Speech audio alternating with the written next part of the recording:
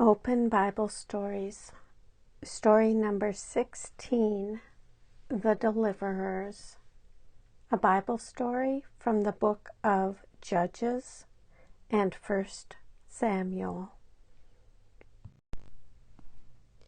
After Joshua died, the Israelites disobeyed God. They did not obey God's laws, and they did not drive out the rest of the Canaanites from the promised land. The Israelites began to worship the Canaanite gods instead of Yahweh, the true God. The Israelites had no king, so everyone did what they thought was right for themselves. By disobeying God, the Israelites started a pattern that repeated many times. The pattern went like this. The Israelites would disobey God for several years. Then he would punish them by allowing their enemies to defeat them. These enemies would steal things from the Israelites, destroy their property, and kill many of them. Then, after Israel's enemies oppressed them for many years, the Israelites would repent of their sin and ask God to rescue them. Each time the Israelites repented, God would rescue them. He did this by providing a deliverer, a person who would fight against their enemies and defeat them. Then there would be peace in the land, and the deliverer would rule over them well. God sent many deliverers to rescue the people.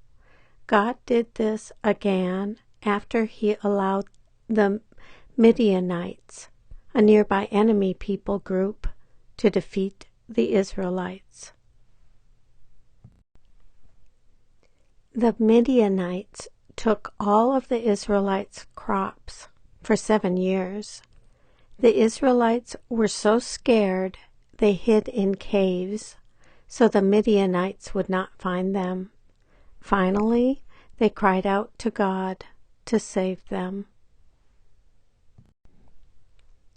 There was an Israelite man named Gideon.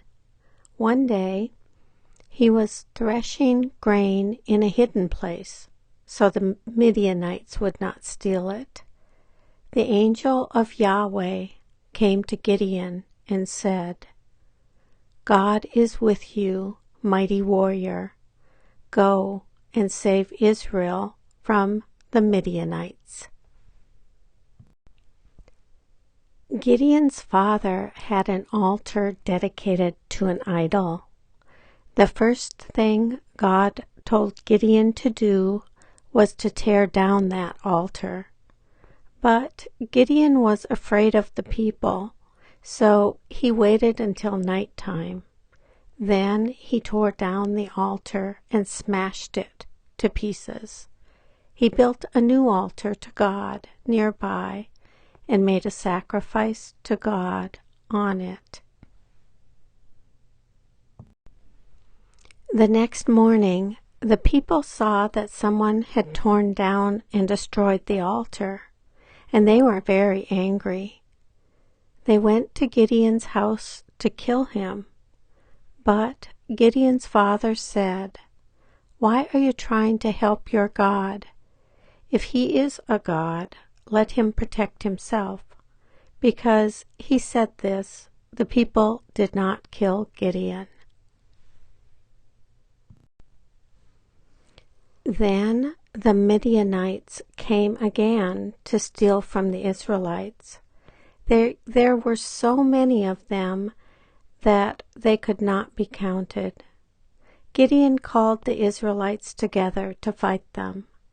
Gideon asked God for 2 signs so he could be sure that God was really telling him to save Israel. For the first sign, Gideon laid a sheepskin on the ground and asked God to let the morning dew fall only on the sheepskin and not on the ground. God did that. The next night, he asked that the ground be wet, but the sheepskin dry. God did that too. Because of these two signs, Gideon believed that God really wanted him to save Israel from the Midianites. Then Gideon called for soldiers to come to him, and 3,200 men came. But God told him this was too many, so Gideon sent home 22,000 men, all who were afraid to fight. God told Gideon that he still had too many men, so Gideon sent all of them home except for 300 soldiers.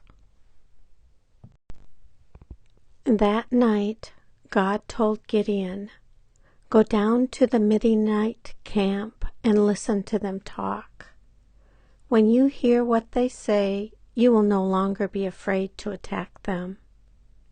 So that night, Gideon went down to the camp and heard the Midianite soldier telling his friend about something he had dreamed. The man's friend said, "This dream means that Gideon's army will defeat us, the Midianite army." When Gideon heard this, he worshipped God.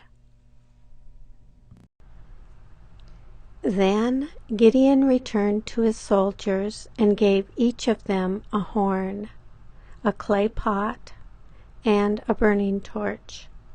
They surrounded the camp where the Midianite soldiers were sleeping. Gideon's 300 soldiers had the torches in the pots, so the Midianites could not see the light of the torches. Then all of Gideon's soldiers broke their pots at the same moment, suddenly revealing the fire of the torches. They blew their horns and shouted, "A sword for Yahweh and for Gideon." God confused the Midianites so that they started attacking and killing each other. Immediately, Gideon sent messengers to call many other Israelites to come from their homes and help chase the Midianites. They killed many of them and chased the rest of them out of the Israelites' land. God caused 120,000 Midianites to die that day.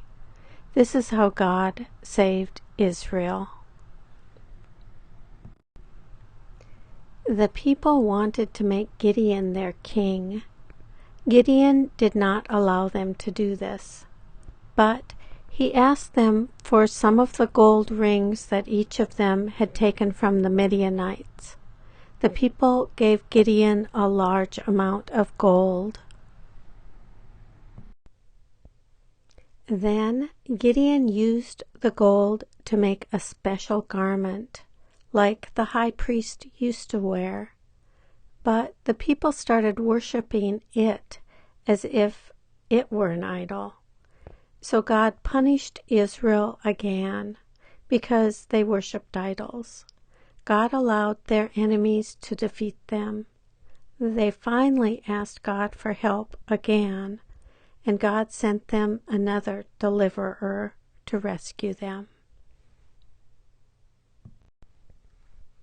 This same thing happened many times.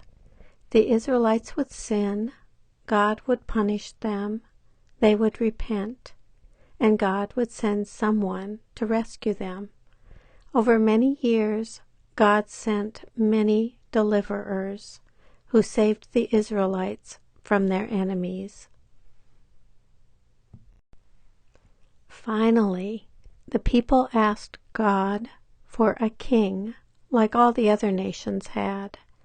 They wanted a king who was tall and strong and could lead them into battle. God did not like this request, but He gave them a king just as they had asked.